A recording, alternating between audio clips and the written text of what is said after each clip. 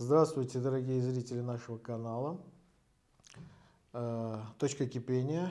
Сегодня у нас по-прежнему в гостях наш замечательный друг и аналитик Максим Шевченко. Я Эльмар Гусейнов, ведущий канала. Подписывайтесь, ставьте лайки. Сегодня в студии мы собрались на следующий день после бурной ночи выборов в Турции. Первого тура, как выяснилось. Предстоит через 10 дней второй тур.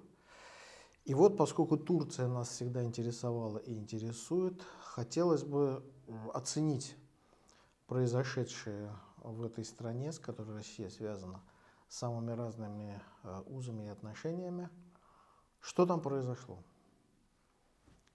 Там произошел триумф демократии, во-первых, Так. и волеизъявление народа, который немыслим. Мы такого не припоминаем, Турция жива, мы такого не видали. прямо Мы кислород. о таком только слышали и читали, правда? Да. Явка почти 90%. Никого не гонят на избирательные участки. Люди активно идут в политическую борьбу, причем в политическую борьбу по правилам, да, как бы дыша страстями, дыша темпераментом, но при этом соблюдая процедуру гражданского общества, процедуру демократическую.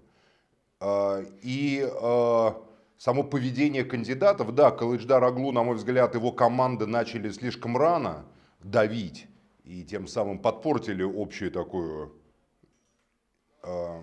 праздничную палитру демократического торжества, когда они стали объявлять о своей победе, или когда там выступали мэр Анкары и Стамбула, значит, Еваши Мамаглу, и стали выступать от имени нового президента Турции Кылычдар Оглу. Это было еще в начале, когда только 5% было посчитано официально, и все такое прочее. Мы слышали иронию, там, да, там, вы на кухне, я на балконе, мы на балконе, там Эрдоган говорил. Или наоборот, пока они выступают на балконе, говорил Кылычдар Оглу. В общем, честно говоря, эти выборы во мне вызвали дополнительное огромное уважение к турецкой нации, к Турции и к тому пути, который прошла турецкая нация в 20 веке и выйдя на 21 век. Мы тут видим конкуренцию двух путей, таких стратегических, цивилизационных. Один концепт, даже двух концептов. Это Турция, часть такого западного мира, часть Европы. И Турция это часть Европы, потому что даже древняя часть Константинополя, Стамбула и Стамбула находится на европейской части. Мы знаем, да, и Турция это европейская держава. Нет, Турция это лидер суннитской части исламского мира, самая развитая, самая высокоразвитая, самая независимая держава суннитского мира, которая не зависит от внешней воли Запада, хотя является членом могущественного военного блока НАТО, турецкая армия, вторая по численности после американской в составе вооруженных сил НАТО и все такое прочее. Огромная конкуренция, внятная дискуссии, внятные позиции. Нам остается только завидовать, вот честно скажу. Я смотрел, радовался за турецкий народ и завидовал. Завидовал и, конечно, переживал. Я, естественно, болел за Эрдогана, я не скрывал это никогда, потому что мне очень нравится и он сам, как политический лидер, мы об этом записывали ролик, человек, который ведет свой народ, свою страну, целый мир по пути восстановления после разгрома, который они претерпели в начале 20 века, после Первой мировой войны, когда Запад фактически оккупировал и окончательно уничтожил суверенный исламский халифат, каким был Османская империя. Вполне уже в то время ну не демократически, конечно, это слово бессмысленно, вполне как бы ставший на путь модернизации по-своему, там элита уже была достаточно вестернизирована, образована, сочетала в себе высокий османский стиль, который мы знаем восхищал там французскую, британскую аристократию, и они приезжали там в Стамбул и оставили записки совершенно фантастические, там, или записки Казановы, да, о пребывании в Стамбуле тоже феноменальные. И одновременно мы находим в Стамбуле, в Турции, здание там, конца 19-го, начала 20 века, построенные там совместно с французскими, немецкими, британскими там, инженерами, которые тоже поражают своими конструктивными особенностями. Но современная Турция – это еще огромный шаг вперед. Последние годы мы видели, как она развивалась, как строились мосты через Босфор и через Чанаккале, как создавались современные дороги, как на наших глазах за несколько лет был построен огромный аэропорт, новый совершенно, да, который стал гиперхабом между Западом и Востоком. И на фоне этого они еще, эти турки, как будто им этого мало, как будто им мало еще вкусный кофе делать и крепкий чай варить, да. Они еще нам вот раз и выложили как бы образцово-демократические выборы с народом, который ясно ощущает свое влияние на результаты своего выбора. Не ходит как попки у нас тут на постсоветском пространстве к избирательным участкам, понимаешь, а потом мы ждем, что там нарисуют в ЦИКе.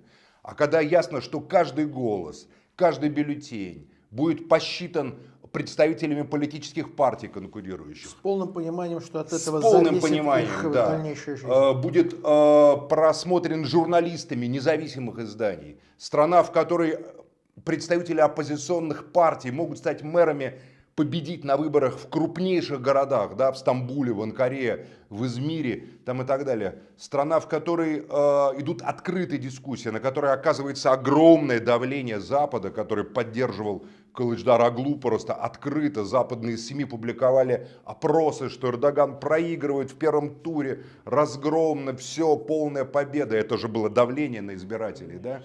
Ну, на их беду значительная часть турецкого населения Центральной Турции не владеет английским языком. Но на самом деле... Хотя я должен тебе сказать, что по моему опыту, например, я наблюдал несколько избирательных кампаний, участвовал в освещении их Турции, изнутри, да? во Франции. Вот французы, народ, который... Я раньше думал, что это только французы, который врет во время опросов. То есть результаты опросов не соотносятся потом с голосованием ни в первом, ни во А втором все люди туре. врут. Все люди хотят поневоле, не потому что вруны, а потому что люди не понимают, им кажется, что опрос, тем более ведь опросы, как правило, безымянные, да, ну, это как бы возможность, может даже представить какой-то идеальный мир, которого нет на самом деле, но которого бы ты хотел бы, да. Вот, поэтому, да, это феномен социологии такой есть.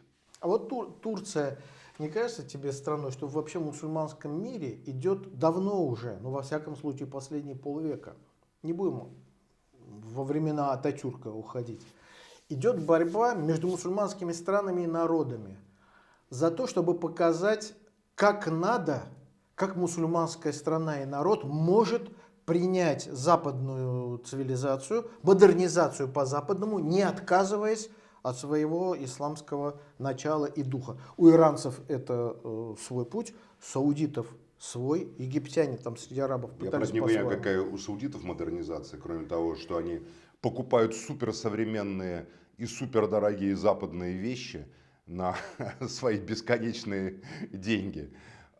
Мне кажется, что вообще процедура народного волеизъявления здесь очень интересный феномен.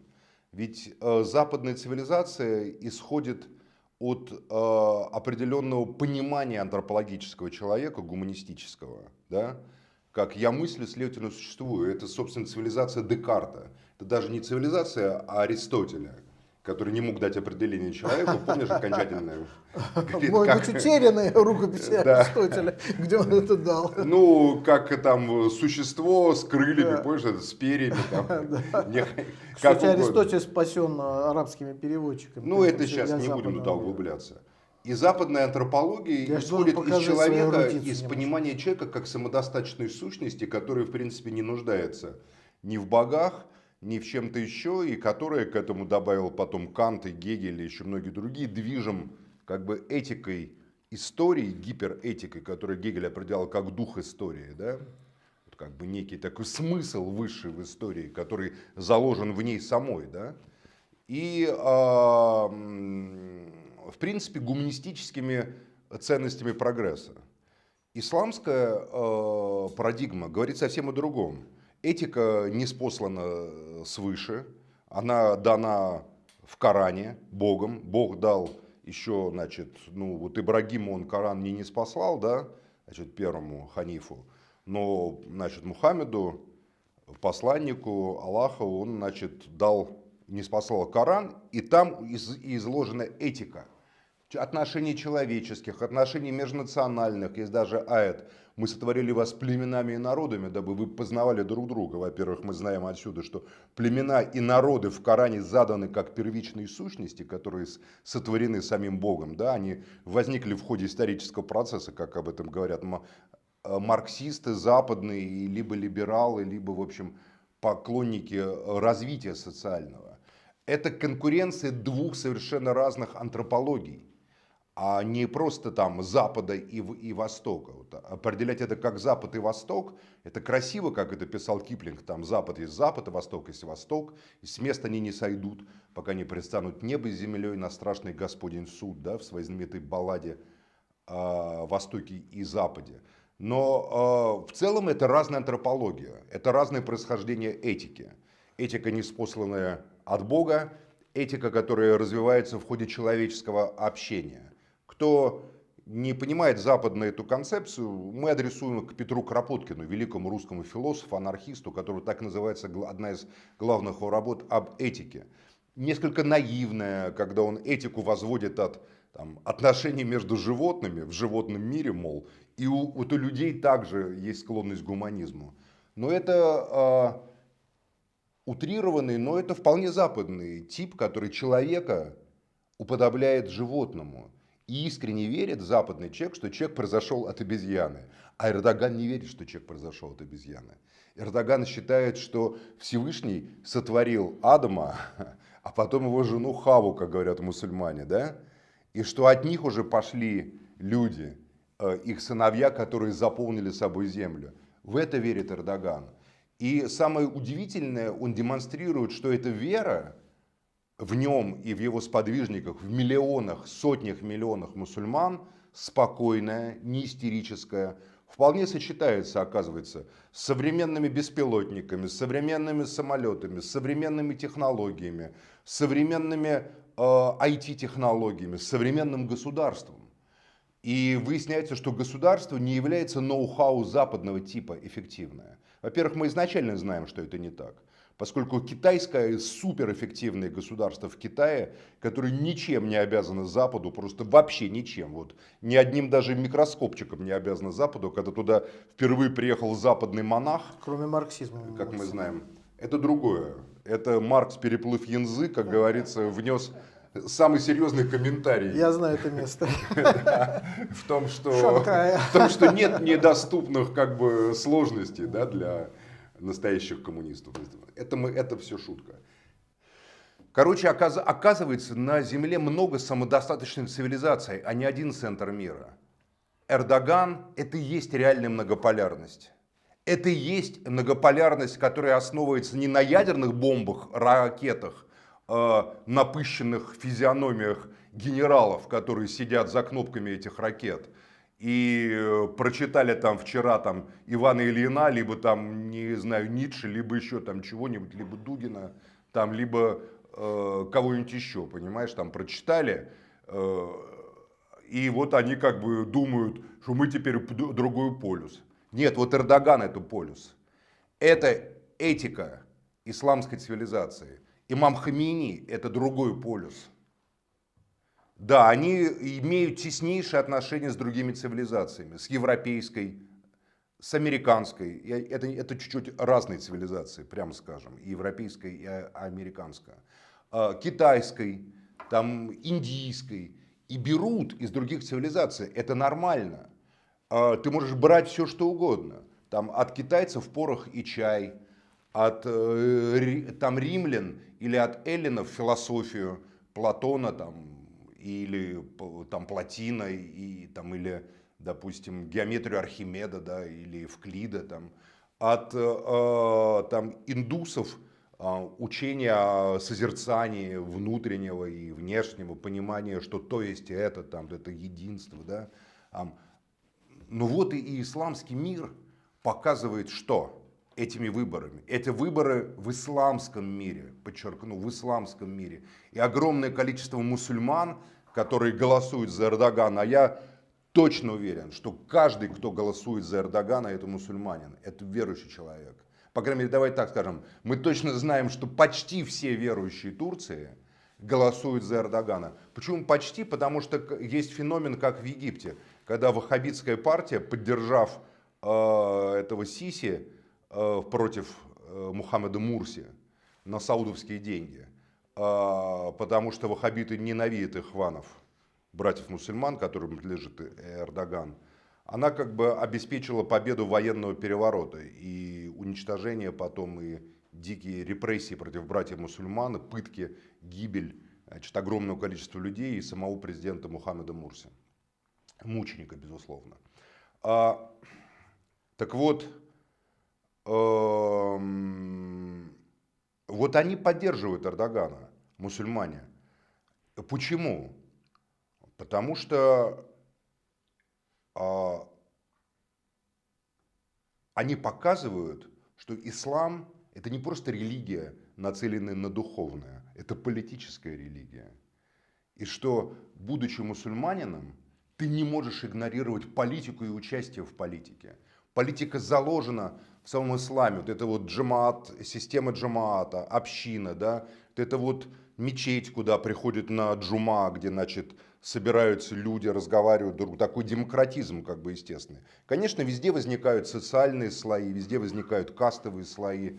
Ну, в общем, это, конечно, очень серьезное явление, которое показывает, что освободившиеся от власти колониалистов и от власти насильственных цивилизаторов, либералов и республиканцев мусульмане демонстрируют уровень самоорганизации политической, политической дисциплины, политической энергии, которая, может быть, не свойственна западному миру. И что никакого упадка политического, социального, никакой апатии мы вообще не наблюдаем там. Если в Европе все уже плюют, там многие на выборы, да, и не ходят, ну и так все понятно, там вот несколько партий, у них есть несколько медиахолдингов, да, у них есть, а что конкурирует, собственно говоря, вот в Германии, например, социал-демократия и христианская демократия, у них большая коалиция, зеленые, за что мы боремся, там, за что борются избиратели в Германии, за то, что кто-то будет определять бюджет и формировать там, я не знаю, представление о нормальности публичной, да, там, в сексуальной, допустим, нормальности или какой-то еще. Это что, политика? Это политика, только она завуалирована на Западе. Фактически мощное социальное государство, которое там установилось, оно человека загнало в такие рамки, где он, даже протестуя против государства, активно, как во Франции, борется на самом деле за место у кормушки. За то, чтобы охотнее и сытнее есть отруби, которые ему навалят хозяева этого социального государства. В Турции мы наблюдаем совсем иную картину. А вот скажи. Я считаю, это очень... Выборы очень показательные и очень серьезные. Конкуренция, именно конфликт двух цивилизаций. И исламской, и либеральной. И это традиционалистской и безбожной. И это очень важный, принципиальный момент. В связи с этим, вот на президентских выборах противник Эрдогана, его главный конкурент Кылычдар Оглу, он символизирует собой другой путь, другое предложение политическое для Турции. Конечно. Он алавит, то есть он не мусульманин. Алевит, только не алавит, а алевит. Это турецкая, это немножко другая версия. Алауи сирийские, они отличаются от турецких алевитов. Это не просто произношение, а это другой генезис. А эти турецкие идут, по-моему, от Кызылбашей происходят. И сирийские, и арабские несколько и иная линия у них происхождения. Ну, не принципиально. Это Алевит. принципиально очень, поскольку алевиты это носители такого светского сознания. В алевиты, допустим, шли последователи Сабатай Цви, евреи, Денме, о которых мы как-то упоминали, к которым относили Кемаля Ататюрка, да, говорили, что он Денме, то есть из салониковских евреев. Они, принимали ислам вот алевитского такого направления, хотя в Османской империи он был после разных перипетий с суфийскими орденами под запретом. Поэтому они были такими носителями самого такого светского направления и главными, как говорится, пособниками западной оккупации, западной интервенции и уничтожения наследия османизма. Чем занимался, собственно, Кемаль. Во время выборов был очень интересный момент, когда Эрдоган, выступая, говорил «бай-бай, Кемаль». Он обращался вроде как к Кылычдар Оглу, но многие услышали «бай-бай, Кемаль» другой. Наследие твое, Кемаль, которым ты изувечил османскую цивилизацию, исламскую цивилизацию, запрещая ислам, уничтожая носителей религии, преследуя мистические школы, да, насильно вестернизируя Турцию, спасая ее во многом, может быть, от оккупации Антанты тем самым, да, как бы своими. Но вот эта вот часть твоего наследия, Кемаль, говорил Эрдоган, я так это услышал, бай-бай, до свидания. Ну, как раз то, о чем я хотел тебя спросить. То есть он не случайно был выбран, то, что он алевит, да, что он другую тенденцию, которая существует с кемалистских времен, собой отождествляет.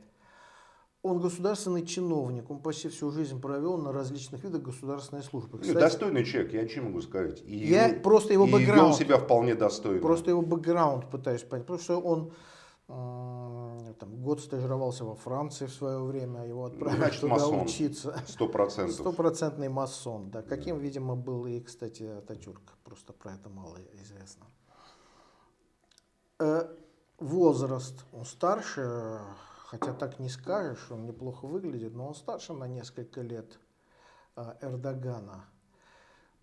Даже так, да? А Эрдоган выглядит, конечно, старее. 69 и 72. Из-за болезни, наверное, из-за болезни, Эрдоган, да. Вот. Из-за нагрузки, конечно, которая на Эрдогана падала вот эти последние годы невероятно. Конечно. Да. Одно землетрясение, наверное, высосало из него 10 лет. Война в Ираке, война в Сирии, миллионы беженцев. Вот это все, что происходило. Покушение. И все-таки, при всем при том, и, видимо, не случайно, 49%, половина Турции проголосовала за него. Не 49, 44, 45. 49,2 за Эрдогана, 45 за Кылычдар Оглу. Да, там еще тот самый националист со своими 6%. Азербайджанец, кстати, Синан Оглу. Азербайджанец, говорящий по-русски, выпускник МГИМО. Ну, очень интересно, да. 40 даже 5% в первом туре. Во втором-то туре они наберут, будет, я уверен, если и будет разрыв, он будет 1-2%, то все равно один из них получит вот статья почти в Economist, половину. я сегодня прочитал Economist по горячим следам, а Economist я доверяю. Пишет, что главным событием является поражение Кылычдар Оглу, потому что все западные опросы, все предполагали его победу в первом туре. Преимущество показывали над Эрдоганом. Да, Причем да. преимущество серьезное, 10, 15, 20% и так далее. И для них явилось шоком то, что Эрдоган сумел мобилизовать свой электорат и привести на выборы. Высокая явка сработала на Эрдогана. Но все равно, вот во втором туре это будет половина это сельское на население половину. пришло. Вот если ты посмотришь карту Турции, Да, вот это оранжевая восток. часть, середина, да? И середина. Население, голосующие, скажем так, поделится пополам во втором туре. Кстати, напомню, что партия Эрдогана победила в парламенте. Ей прочили поражение Ак-партии. Ак-партия взяла коалиция. Ак-партия взяла просто проэрдогановская коалиция, в центре которой находится Ак-партия. Взяла просто большинство парламента и может, как говорится... Что меня, например, тоже удивило, потому это что победа серьезная. Психологически для людей самое страшное, инфляция это страшнее ничего для психики человека, простого. А вы недооцениваем мы мусульман, опять-таки. Я, например, Наверное. считаю, что человек, который 5 раз в день читает намаз, который знает фатиху, который совершает омовение, и дисциплина, вот эта внутренняя дисциплина религии, она меняет его сознание. У меня просто знакомые были, которые вот как бы начали молиться, я это наблюдал на моих глазах. Человек становится политизированным свыше, как будто вот изначально. Он воспринимает молитву не просто как там, не знаю, там духовно-спиритуалистическое действие. Такие люди, безусловно, тоже есть, и дай им Бог здоровья. А воспринимает как политическую обязанность. Внутренне Да, мобилизующее. да, внутренне мобилизующий, невероятно. И это порождает в человеке такой дискурс ответственности за историю и за мир. То есть Бог сделал меня мусульманином, думают мусульмане, да? Зачем? Чтобы мы, мусульмане, свидетельствовали в день суда о том, как, значит, весь остальной мир и так далее. Да, это не так грубо, наверное, как вот в средние века, может, понималось, да, хотя кто знает, как там люди это понимали. Мы можем только читать отдельные трактаты на эту тему, да смотреть фильмы там про Артагрула или про там, Сулеймана Великолепного. Но в целом я этот феномен много наблюдал и исследовал. Это делает человека как таким невидимым солдатом, невидимым бойцом. Этих Такой какой-то бойцов он глобальной армии. мобилизовал, сумел найти возможность. Да, А вот это безусловно. все это... Причем не педалируя исламскую такую и именно религиозную проблематику. Он сумел создать, Эрдоган, вот это сочетание, спайку национального, современного, да, Турция модернизация, Турция османского наследия и Турция современная, которая сочетает все османское наследие, она немыслима без исламской этики, без этики и идущей из тех времен, когда османы стали могучими и стали мировой силой. Да? И это очень интересный феномен. Если Хамини делал тоже на истерии революции, на огромной крови там, и на огромных страданиях, да, по большому счету, всякая революция такова, то Эрдоган такую же примерно парадигму, не так радикально и быстро, как это делал Хамини в шиитском пространстве, где, конечно, люди, ну, я бы так сказал, шиизм, он гораздо экспансивнее суннизма сам по себе, потому что в центре него стоит смерть. Смерть пречистых имамов, смерть имама Али, да, значит, и как бы смерть, этот культ смерти, он сам по себе так экзальтирует как бы человека и религиозность. Это высокая, безусловно, культура, высокая цивилизация, это интерпретировано в истории, в азербайджанской, в частности, культуре, которая шиитская во многом, да, очень глубоко и интересно. Но вот в османской культуре нет этого культа смерти, в суннитской культуре. Нету. Вообще в центре суннитской культуры не стоит смерть, как в центре шиитской культуры. Но стоит дисциплина. Огромная дисциплина шариата, закона, тафсира, комментария, да, там как бы, значит, джамаата, общины. И вот эта дисциплина оказывается вовсе не архаична. Она оказывается вовсе применима к современным демократическим методам и способам жизни современного общества. И самое интересное, самая большая община за пределами Турции, германская, проголосовала за Эрдогана. Немецкие турки проголосовали за исламскую партию, за Эрдогана. Вот интересный феномен. А российская турецкая община, имеющая теснейшие связи с еврейским израильским бизнесом, естественно, проголосовала за Кылычдар Оглу. Напомню, что республиканцы всегда были союзниками Израиля в борьбе против арабов там, и так далее, и так далее, и так далее. Турция вообще до исламского правления, до эрдогановского правления, до появления Ак-партии, Турция была самым верным союзником Израиля на Ближнем Востоке. При Эрдогане эта ситуация коренным образом изменилась. Две вещи я хотел бы заметить. Первое, не для дискуссии, что мне кажется, что культура современного Азербайджана, она светская. Эти 100 лет кардинально и радикально. Я говорю не про современный Азербайджан. Что такое современный? Культура Турции 60-х годов была абсолютно светская. Даже культура Турции начала 90-х годов была светская. Ты азан в Турции с трудом мог услышать, поверь мне. Ну, ты помнишь эти там времена, в начале 90-х. А сейчас ты можешь сказать, что культура Турции светская? Что такое? Все относительно, брат, знаешь. Но вот Сегодня так, завтра это. мы сейчас... Мы смотрим, должны смотреть в зерно цивилизации. Все верно, Зерно верно. цивилизации. Просто ты сказал, и очень верно, здорово отметил вот это, то, что он сумел мобилизовать свою поддержку. Но ведь и оппозиция впервые за 20 лет сумела мобилизовать такое количество людей, избирателей, в свою поддержку.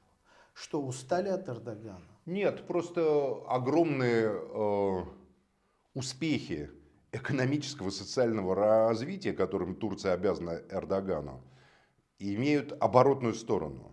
Это повышение уровня и качества жизни городского населения. Это либерализация городского населения. Огромные районы Стамбула заполнены абсолютно вестернизированными, современными людьми прекрасными. Я очень люблю там Джахангир или вот эти вот районы Истигляль с ресторанами этими, понимаешь, с этими такой светской жизнью, стамбульской, неповторимой совершенно. Бешикташ такой. Да, такой Бешикташ, эти университеты. Это же рассвет. Культурнейший город мира, столько университетов. Бахшесихир, там, Бешикташ там, и так далее. Есть исламский университет, есть светские университеты. Да? Значит, на Бейкозе там университет, значит, тоже в Стамбуле достаточно большой.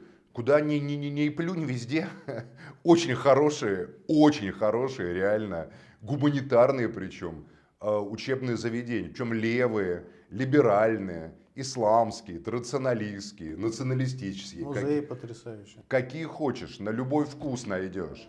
Создание вот городской независимой среды, городов независимых, которые показали свою независимость, голосуя за оппозицию к мэру. Причем вот уровень свободы следующий, допустим. У меня есть друзья, там, дагестанцы, которые много лет живут в Стамбуле, да, очень верующие люди, такие бородатые, все там.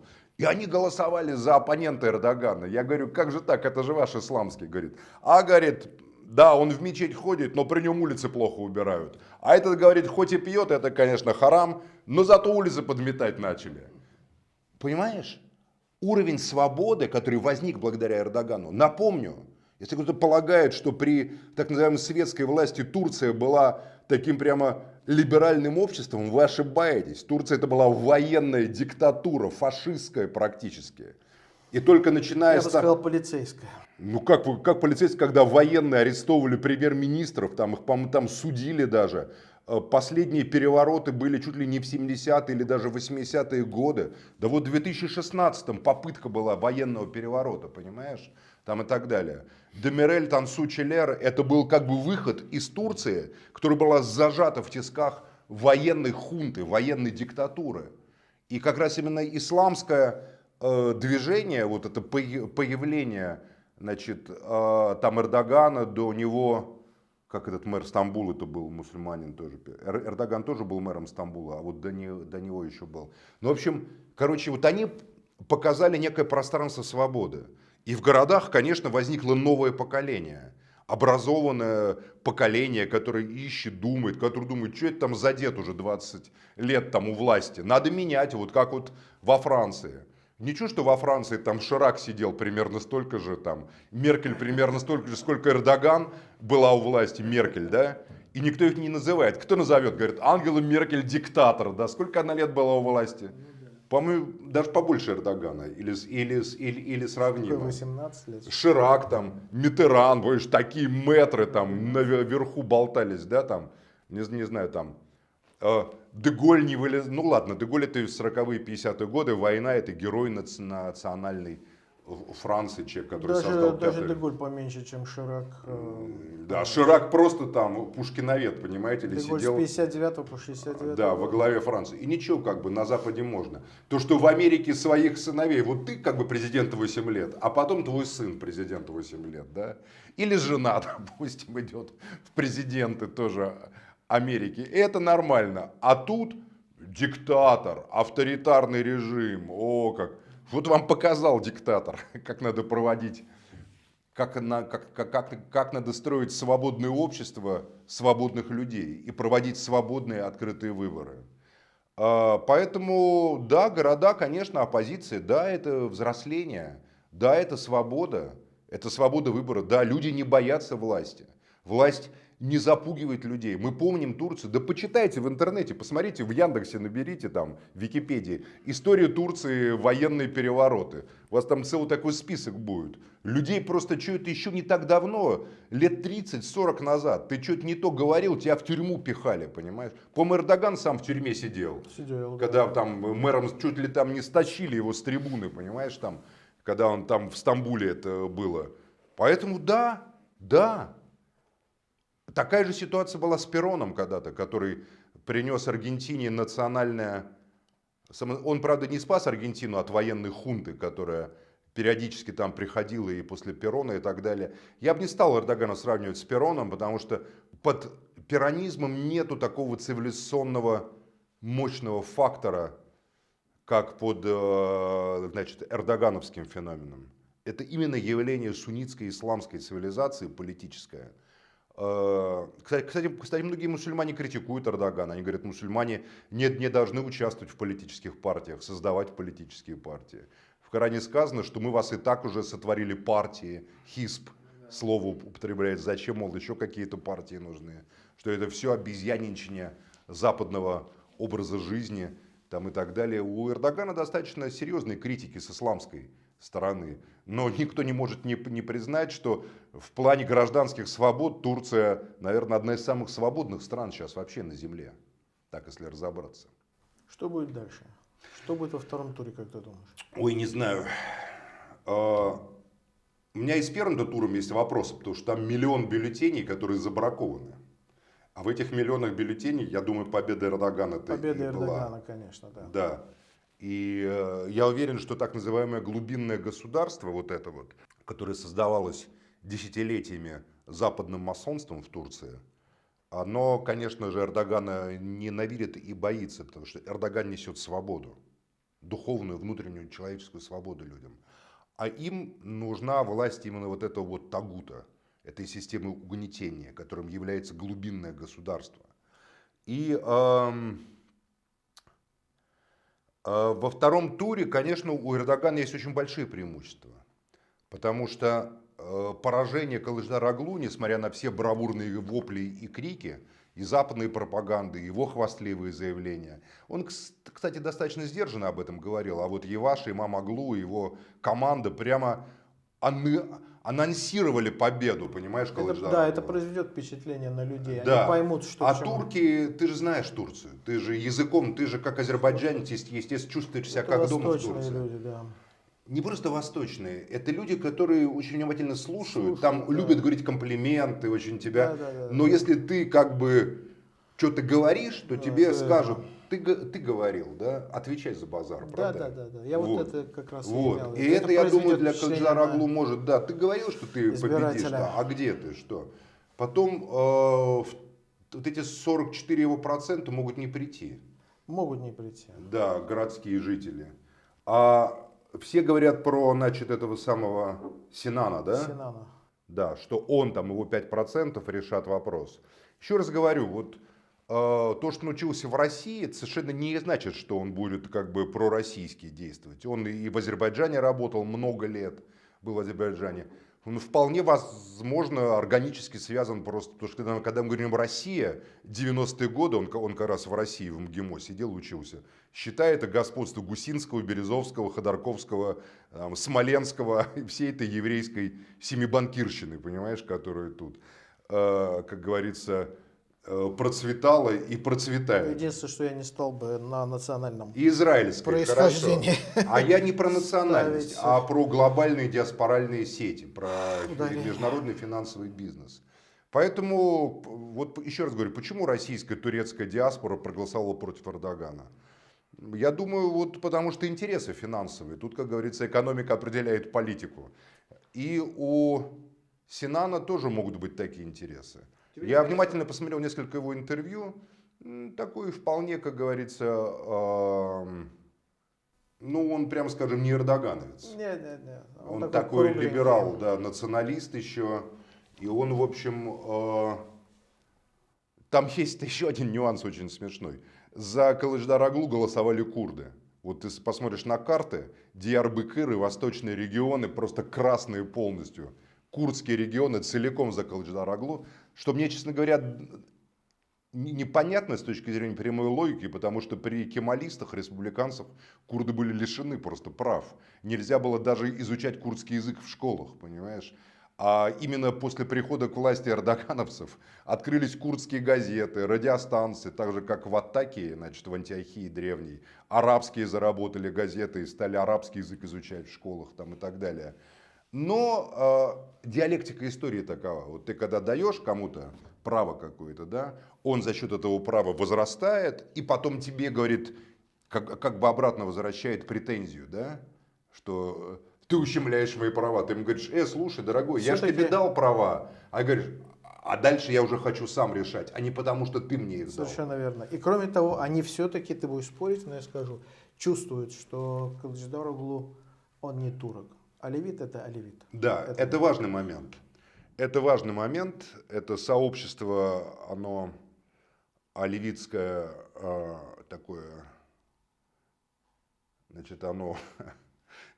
Я просто не буду повторять все иронические, все анекдоты, которые в турецком обществе вот про них рассказывают. Тебе не кажется, вот но я буду сказать другое, что парадокс в том, что турецкие националисты, которые как бы голосовали там за Синана многие, да, и некоторые, увидя, что курды голосовали за Кылычдар-Оглу, убегут, могут конечно, пойти к Эрдогану. Конечно, они убегут к нему. Вот последний вопрос. Не конечно, это не 100%, Мне так но могут. кажется. Я как бы вот эту логику... Бузгурт и так, Я Бузгурт, вижу... серые волки и так поддерживают Эрдогана. Да, я вижу эту логику, да. Вот тебе не кажется, что этот раскол Турции, он более важен и значим, чем нам сейчас кажется, что он не столько раскол по поводу за кого голосовать, это раскол как бы на две Турции. Я считаю, что это вообще линия, которая раскалывает мир, современное человечество. Когда тут идет у нас в Москве лепит про традиционализм, а в Киеве лепит про либерализм, это вызывает только горькие усмешки. Горькие, потому что это оплачено морями крови русской и украинской, российской, ну, народов России, народов Украины. Но то, что мы наблюдаем в Турции, без всякого смертоубийства взаимного, это абсолютно цивилизационный раскол мира. Мир выбирается из-под западного давления. Вот в середине 19 века западный капитализм, британский, французский, рванул вперед и подмял под себя огромные цивилизации. В первую очередь исламская цивилизация первой стала жертвой этой чудовищной экспансии. Французы залили кровью, морями крови Алжир, Тунис, Марокко. Французские офицеры фотографировались на фоне отрезанных голов. Есть фотографии марокканцев, алжирцев, коллекционировали. Да, там. Англичане, говорится, покорили Индию. Они вели себя более цивилизованно, чем французы, англичане, как это не странно, поскольку в силу шотландского обряда, как мы знаем, они склонны к изучению мистических разных учений, в том числе местных, там шиизм или там всякие и исламские, и суфийские вещи. У французов тоже был, допустим, Рене Генон, который принял там суфийский ислам в Каире, но это как бы считается enfant terrible такой во Франции, как бы Генон это non, c'est pas vrai. Нет, его книжки любят. Кто любит? Король Карл III, мы тут прочитали, оказывается, является крупным знатоком и поклонником Рене Генона. Чарльз, король Англии. Что логично, поскольку Генон не про Великий Восток, он не про Францию, он скорее туда. Хотя у него про масонов очень интересные работы были у Генона. Но в целом этот раскол, Запад 100 с лишним лет, и Российская империя тоже как часть Запада, это творила с Кавказом, с Поволжьем, со Средней Азией, насиловала, калечила, грабила исламский мир, уничтожая исламскую цивилизацию, меняя исламскую этику, вывозя богатство исламского мира, проституируя женщин исламского мира, разрушая традиционные ценности и насаждая свои ценности, превращая исламский мир в торговое, промышленное приложение западного капитализма. Турция вслед за Ираном, которая была первой. Но иранская революция, она слишком вот радикальна, она как разлом кровоточащая, боль. Да? Она не может быть признана Западом, потому что радикализм ее, разгром посольств там, и так далее, вот эти, и так далее, это как бы для них очень тяжело найти переговорную точку, да, с Ираном, хотя возможно, но тяжело. А Турция это то, что называется пока, и я надеюсь, что так и будет, бескровный разлом, бескровное восстановление, подлинный диалог цивилизаций мы наблюдали в турецких выборах. Это глобальный вопрос, это не турецкий вопрос, не вопрос только исламской цивилизации, не вопрос западной цивилизации. Еще раз подчеркну, 2,5 миллиона турок в Германии голосовали за Эрдогана, а оказались исламистами. Это вопрос многополярности, подлинной и настоящей. Вот я считаю, что турецкие вот эти выборы, то, что мы наблюдаем, это и есть демонстрация не на словах, а на деле, без всякого смертоубийства и пуляния ракетами и бомбами, создания и выстраивания подлинного многополярного мира. И спасибо Тайпу Раджепу Эрдогану за то, что он сделал для Турции и для всего остального человечества, включая Россию. Он дал нам путь, по которому, безусловно, мы должны идти. Мы должны опираться на культурные силы своей страны. Мы должны брать технологии с востока, с запада, отовсюду, какие только можно, которые мы хотим использовать. Но мы должны оставаться собой. Мы не должны одеваться в чужие одежды. Мы не должны пытаться показаться европейцами, китайцами, арабами или еще кем-то. Мы должны быть тем, кем мы являемся, азербайджанцем и русским. И находить друг с другом диалог, именно обретая самих себя. Это то, что Эрдоган сделал для турок. И надеюсь, этот опыт пригодится и нам. Здорово, здорово. Ну что же, будем ждать. Недолго осталось ждать результатов второго тура выборов в Турции. Я буду болеть за Эрдогана и не стесняюсь об этом сказать. Максиму огромное спасибо. Здорово. Полет мысли, который надо еще обдумать. Очень интересно. И вы, дорогие зрители нашего канала, подписывайтесь, ставьте лайки и обязательно смотрите беседы с Максимом Шевченко. Это одна из самых интересных сейчас тем в интернете. Максим, спасибо. Спасибо вам. До свидания.